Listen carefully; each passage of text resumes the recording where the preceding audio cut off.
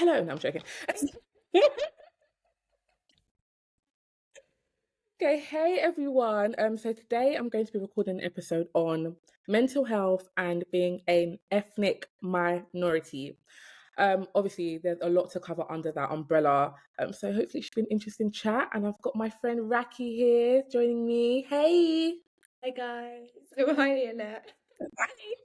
Okay, cool. Um, so the reason I actually chose Raki for this conversation, I felt like it's something we spoke about in passing, not seriously, but we've kind of had some conversations about. And I found that even though our cultural backgrounds are different, where we're from is different, there was so much overlap in some of the pressures we put on ourselves and that have been put on us. I found that really interesting. So Yeah, for sure. yeah. I just want to ask, my first question for you is, when did you first realize that your pressures were different to those who aren't of a minority background? I think it's when I think it all started when I was a kid and I realized that like academic achievement was huge deal. And at the time I didn't realize that was a blessing. Obviously now as an adult I can look back and be like, I'm so grateful for that, that I did have pushy parents and Yeah. everything. Um, but yeah, just being like in primary school and comparing, not to generalize, I mean, obviously there within cultures you're going to have variation as well. But I just compared it to my classmates and I thought, oh, like my parents are really on this. um, so that's kind of that was just like an innocent childhood observation, I guess. Then when I was older, I think when I was a teenager and I started to like speak to my grandparents more about their upbringing, like when they came to this country, um, and realizing that it isn't. I'm actually really privileged that I had that path. Like you go to school, then you go to uni, then you get a job. For them, they didn't have that. It wasn't like you go to uni. No one had been to uni before. And sorry, bringing it back to your question, I then was like, okay, I have this obligation to do well. And I think that's where the pressure kind of came on. So it's, I guess, in a way, self inflicted because I was like, okay, my grandparents have worked so hard. My grandparents, especially, have had to do those manual jobs, work in factories, and that kind of thing. I'm lucky enough to be in a position where I don't have to do that. Therefore, I must do well, And they've faced more discrimination in this country than I have. They've had generally like a much harder plight than I've had. So I think it was just kind of like an obligation to do well and to make the most out of the opportunities they never had. Oh, I agree completely. When you say obligation and self-inflicted, Yeah. because technically it is, because no one is holding your head underwater and saying you must do this. Yeah. But when you have that conversation with them, when you hear the story, you hear their struggles, it's sort of like, how can I have less of a struggle than you and do worse? Exactly. But it No, honestly. Yeah. doesn't make And sense. it's like how can I complain? Yeah, yeah. And yeah, It's so that's the true. thing. So you say self-inflicted. What did you ever have times when you kind of sort of had to be reminded? Because I did. There was parts when I would say I lacked, and I decided, no, I don't want to do it. I don't want to try. I don't want to learn. I don't want to. Rebellious teenage years, and I would get Yeah. a lecture.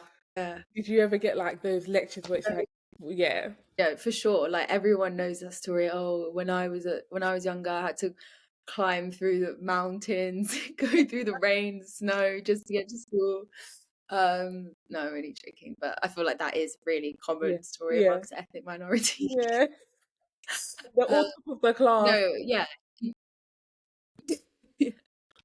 Um, but no, for sure. Like it wasn't a constant thing of me just being this really diligent student, always working really hard, like you said, never rebelling or anything like that. It wasn't as simple as like, oh yeah, I'm just going to be really obedient and just be the best child ever and just study really hard. It wasn't as simple as that, but um I think it's just something that's in the back of your mind constantly. Or when you do have those moments where you're being a bit bratty, you're being a bit ungrateful, you're not really listening to your parents, and then like just randomly you'll remember actually like they really are trying to help me, support my future. And what seems like maybe even like controlling behavior or just being too Mhm. strict, for them that's tough love. That's their way of showing love. So yeah. Yeah. It sounds like you picked that up quite young, though, like maybe secondary school times. I think it took me a while. Like, I heard the stories and I understood it, but I was sort of like, "Okay, I hear it, but Yeah. why does that mean that I have to go down this path? Or why does it mean that" like, I get you did that for you. It's only as I grew a bit older, I would say like uni, post-uni even, when I realized that, as you said, it is tough love. It's not some people, everyone's different, but I can speak for my parents. It's not that I want you to do what I couldn't. It's I just want you to be in the best position possible.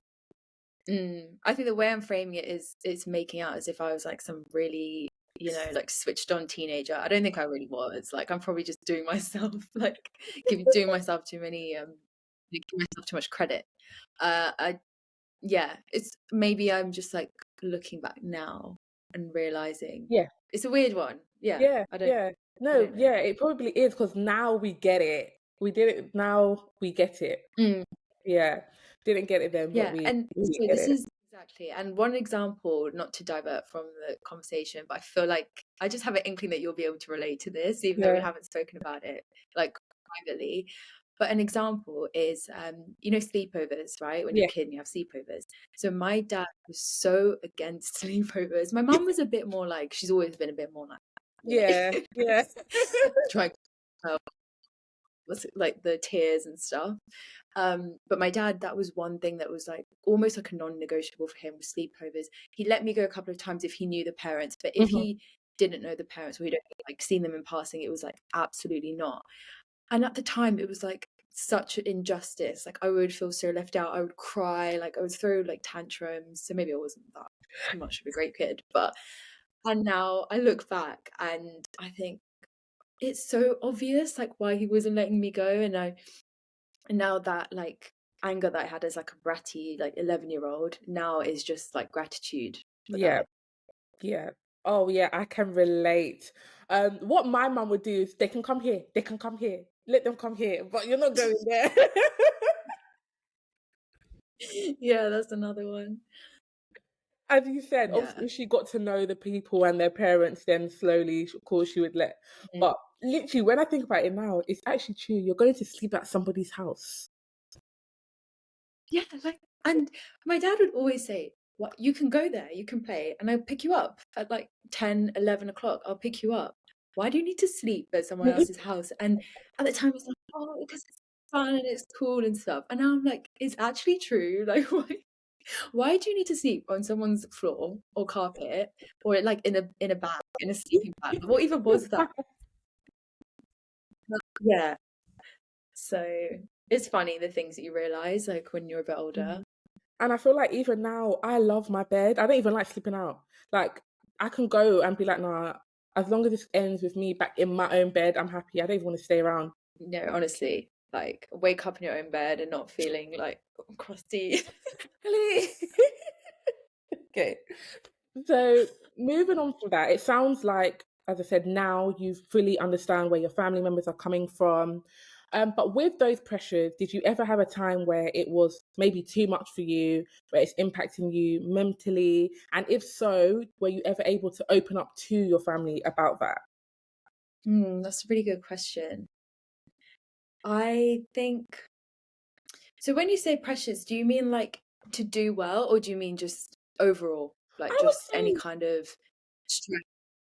yeah, I would say overall, but I know for me personally, a lot of my like mental health days where I'm struggling is because of the pressure I put on myself. I won't allow myself to sit in my rut because I'm like, I've got to do so much. So I guess that is Mm. more for me. But for you, generally, To answer your question, I think any kind of like stress that I've felt is is because I felt maybe sad about something and thought I couldn't really talk to my family, hmm hmm because um for example, like a friendship problem, right? If I was to go to my dad with a friendship problem, he would laugh. He would literally be like, he'd be like, "And what?" Like, do you know what I mean? Like, just don't be or just tell them, and then he'd say like some expletives or something that I can't say on this.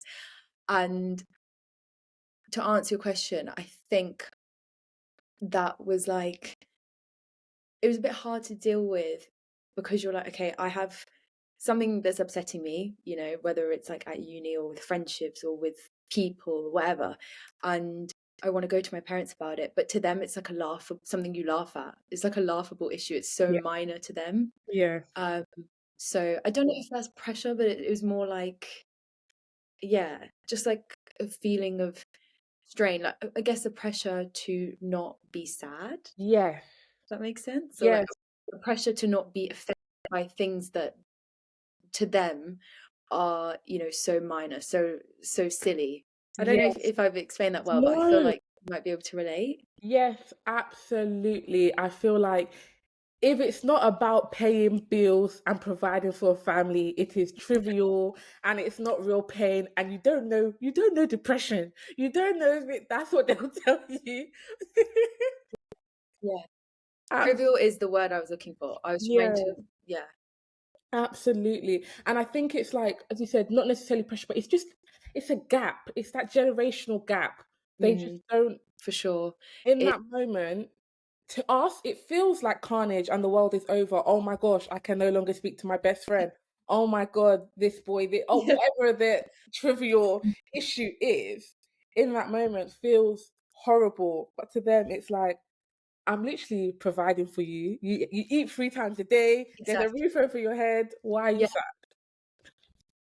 exactly. And you know the interesting thing is that I just thought of as you were talking is the truth, or maybe not the truth, but like the right place to be is probably somewhere in the middle, Hmm. right? Hmm. So you have like the like our reaction, what's going on internally in our mind, in our head, then you have parents' reactions, or just the reactions of like elders, people, your community's perception of the issue.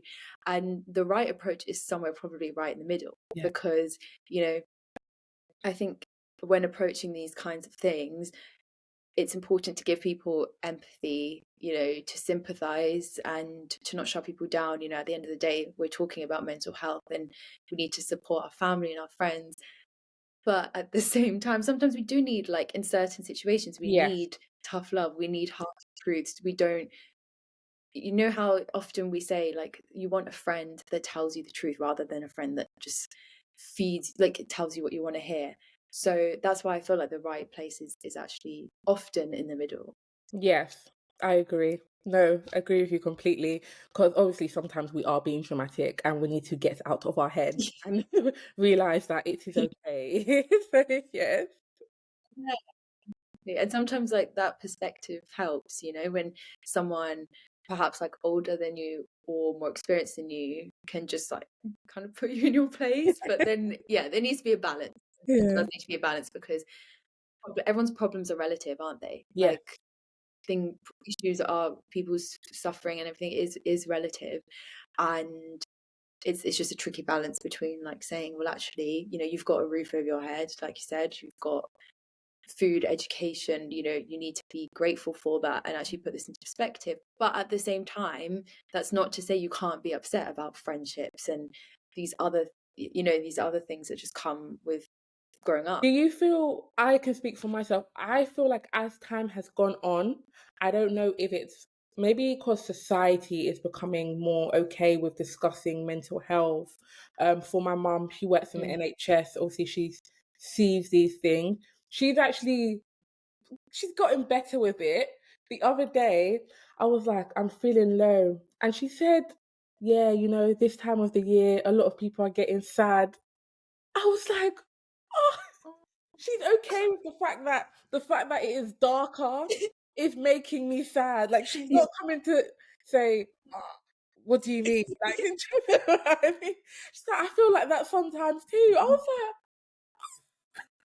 Oh, that's really nice. It's really nice. And you know, sometimes it's those little moments. It's those little moments that you have when you're just, you come back from work and you're like sitting with your mom or having a cup of tea or something, and you just test the waters to like, like, can I say this? Can I show a bit of emotion? Let's see. And when, when your mum does come back and she goes, "Yeah, me too," or, you get that she reciprocates, Yeah. it's really nice. Yeah. But just gotta be careful sometimes with how much you do it, because it can Gosh, I feel like it's so funny that we can laugh about this and be like, yeah, and you just have to test. It's funny that we just know that's what it is, and it's like we are okay with it. Yeah, I was just saying, like, I think, how you said we're able to laugh at it now. That's not to trivialize, things that are worth talking about or issues that need challenging, behaviors that we need to, you know, pick apart or whatever. But it also is nice when you can just like make light of the situation Yeah, and just laugh at it and maybe not take it seriously. yeah.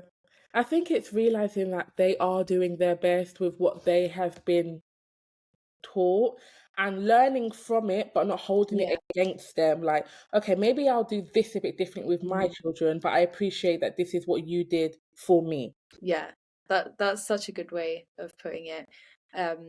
I actually saw a TikTok the other day that's like, I don't know if you've seen it, where it's like this trend where girls just film their mums being like really innocent or filming when they're on holiday, like they film their mums filming the scenery and like being really Oh, excited, and then they write as caption.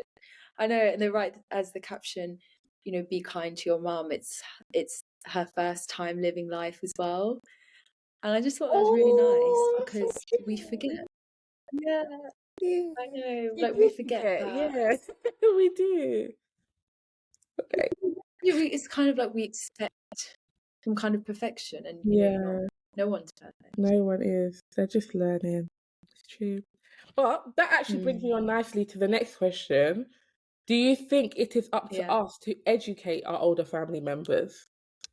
So I do, and I do, but I think that's with the caveat that we also learn from them.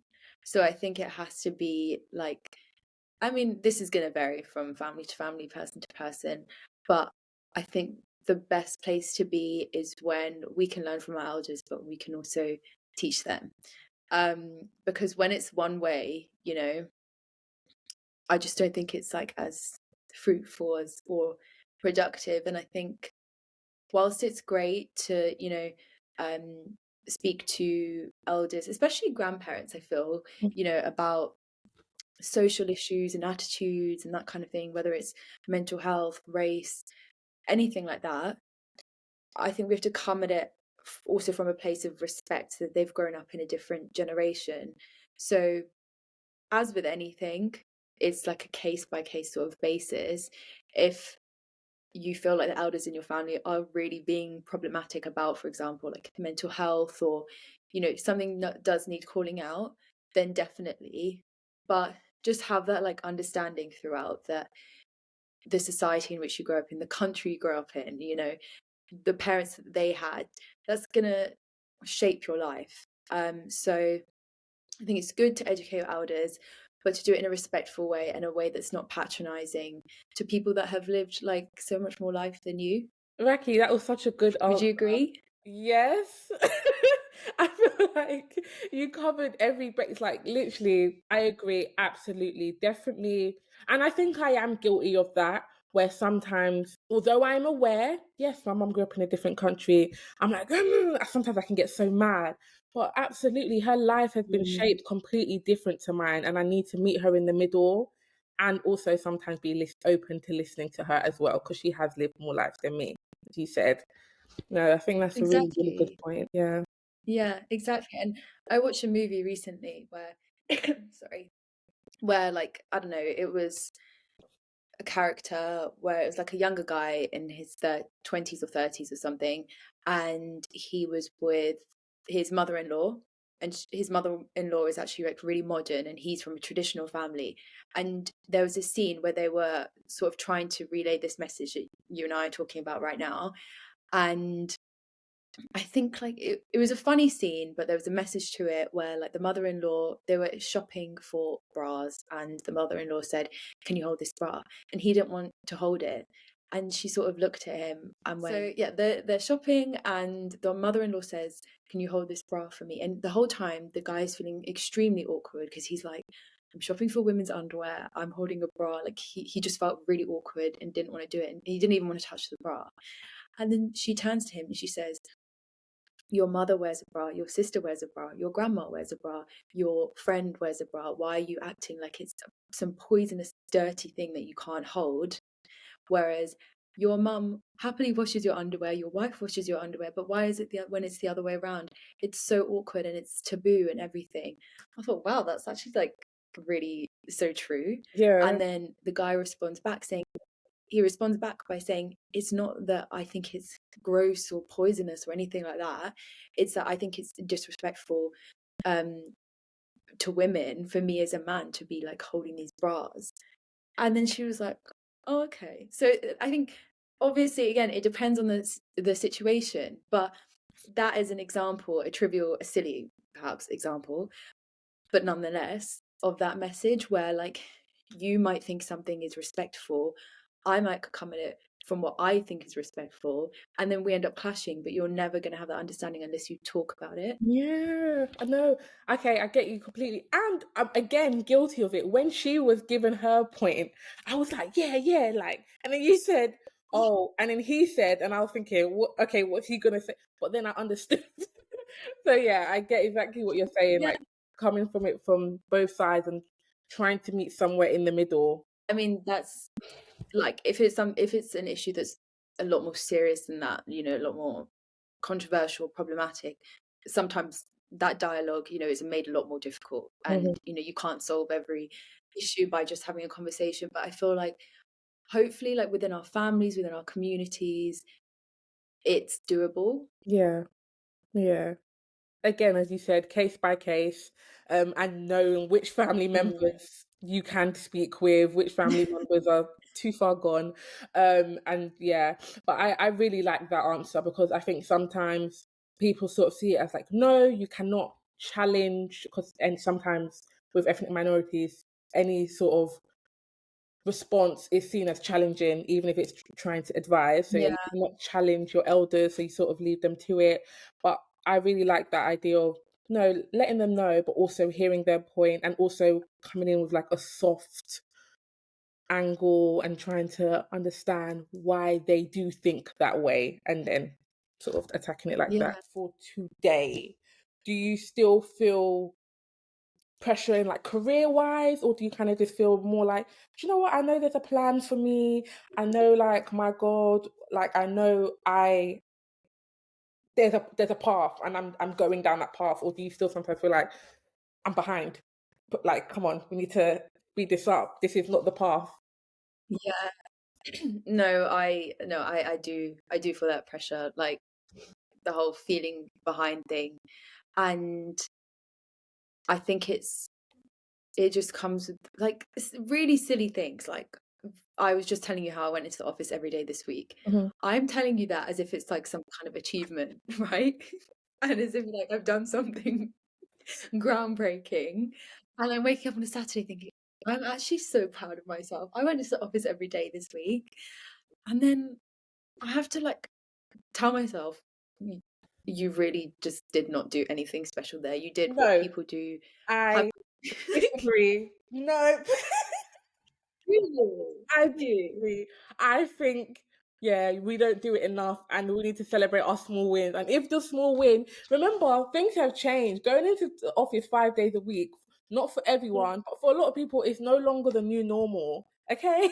So pat yourself on the back that that you is got on the true. train 5 times. I don't care. I disagree. That No, I give yourself commuted. that. You commuted. Okay. Well, that's nice to hear because now I don't feel so silly about it. Mm-mm. Um, but yeah, sorry. So I know I do still feel that pressure. Um, because when you have parents that, you know, didn't grow up with much and they worked so hard, they've not complained. You know, the success does not stop with your degree. Like it Yeah. really doesn't. In some ways, that's just the start. Like it's great to go to university and get a degree and everything like that. And have the proof. But practically, there's so many things that I need to do. Where, sometimes I look at my friends and I think, oh my gosh, like you're so independent, or you're doing this, or you've bought a house, or you've got this amazing car and you're able to drive on the motorway, which I can't do. Like silly things, like just part of being an adult. Yeah. Um, and I think, gosh, I need to prove to my parents, like I always say my dad, and I'm sure it's the same with you. I think we actually spoke about this one time. He's got his job, but then he's also a gardener, like he's a cook or a chef, or he's amazing at cooking. He can fix things. He can paint the house. He can decorate. He can do everything, right? And I'm like, what am I actually offering here? Like, I need to prove, whether it's through like labor, whether it's through cleaning the whole house, and um, just contributing somehow, like showing that I can like add some value. Like that, yeah, sometimes it's hard to put into words, but it's more of just a feeling. But it's like I need to be doing Mm, more. Like back to the whole like, and I guess that's where you were going with the 5 day a week thing. You're like, well, that's standard. Like, what mm. else? Like, okay, people go into work 5 days a week. What else? But I think we need to work on that. Yeah. What else? Mm, that's true. Yeah. And it's not like, you're not just gonna wake up one day and just be Jack of all like trades. superwoman. Yeah. Yeah. It's like it's a work in progress. And you're right, like as much as I was like mocking myself for being proud about going in 5 days a week, it is dependent on society at the time. Like I've never had a full-time job pre-COVID. Mm-hmm. So for me that is different. Yeah. Um but you learn, you get used to it. Okay. Are there any practical tips you would give to your younger self, just in regards to everything we've discussed? So whether it's just your mental health in general, whether it's pressure, whether it's trying to communicate with family members, just any practical tips you would give to I say, but when I say younger, let's say like 18-year-old, 17-year-old self. Mm. Honestly, my advice to my younger self would just be to gosh, I dealt with some very difficult people.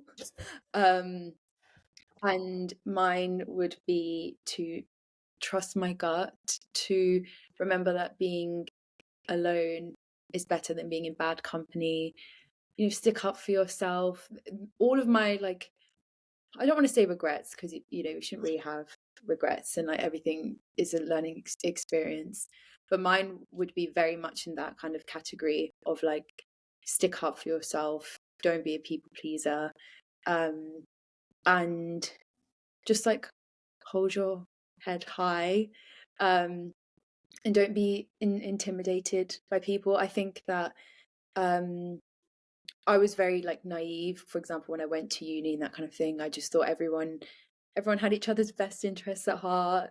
I didn't really contemplate like that people might act out of jealousy, or um all these like negative emotions. And I think I was just a bit naive. I would have wanted my former self, to have her head screwed on a little bit more with Mm. regards to people's intentions and people's motives. But it's so easy to look back and say that, when you have more life experience, and that is like life itself. Um, it's hindsight is like a wonderful thing, isn't it? What about you? Oh, definitely the people pleasing. I would definitely say you that it's not sustainable. You cannot live a happy life trying to please everyone. So I would definitely say that. Mm, Also, not I don't know, idolizing is just for lack of better word, but not idolizing people. I'm realizing that okay. like who I am at that time is enough for them, and I don't need to like look at this person and think, oh my god, they've got it so together, and I need to be more like that. No, they don't even know what the hell they're doing Mm, either. Everyone's just working it out. So definitely people pleasing, idolizing, just go with your flow. It will be yeah. okay. Um, and I feel like Yeah. now as I've grown older, I lean a lot more into like religion, well, into my relationship with God, and sort of just knowing that that path is laid out for me. So everything else is air, really. Yeah, yeah, that's so true. Just trusting the process, right? Yeah, yeah. And trying Mm. to enjoy every day. Stop trying to rush it. Just live in the moment. All the Yeah, cliches that are so definitely. cliche but are so hard to apply to your That's the day-to-day thing. life. Yeah, yeah, that's the thing. And when I was answering your question, I thought, God, this is so cliche. This sounds so generic, you know? I was trying to think of like a more unique or original answer, but the truth is, like, mine really is that it is stick up for yourself, Hmm. you know, have more confidence, and don't stress so much. Don't take life so seriously. You know, the things that I am losing sleep over now, I won't even remember in a year's time or five Yeah, years' time. yeah. And I think it's like we know these things that they're literally in our mind. We've asked each other the question and these have come out. But I think practically when you're in a situation and it because all the time most of the time it does feel wrong, there's a part of inside you like this feels wrong, whether that's like being around the wrong person or being too hard on yourself or like wanting to speak up but you can't, there's a feeling there. And I think maybe in that time just stopping and remembering those cliches like this is not the end of the world, I must stick up for myself in that moment, and just trying to cross that threshold and actually do it. Yeah, exactly. But I think 18, like, I know you gave it just as an example of like a younger age, but isn't it such a difficult, that is actually a really hard time, I think. Yeah, Like, oh I think please. is when you say at 18, it sounds like really great. Like, you're 18, you're so young, the world is your oyster, whatever, you don't have any responsibility. But in terms of dealing with situations, I think that is one of the hardest ages Hmm. because you're an adult, but you're also not an adult at all. You're kind of like, I look back at my 18-year-old self and I'm like, what on earth did you Child. know? Yeah. Um, yeah, you are a child. And whereas now, like I'm 24 now, still young, but I even that experience, like that age gap, what, 6 years, you know, you can just have more experience and more perspective, and you know, you've dealt with things before, so you can do it again. When Hmm. you're 18 and you're kind of in suddenly in the real world, you're like, you don't have any experience to fall back on, really. Yeah. Yeah. It's true. It's so true. Easier said than done. Say bye and thank you guys for listening. Thank you so much, Raki, for your insightful conversation. You're really great. Thank you. Thank you.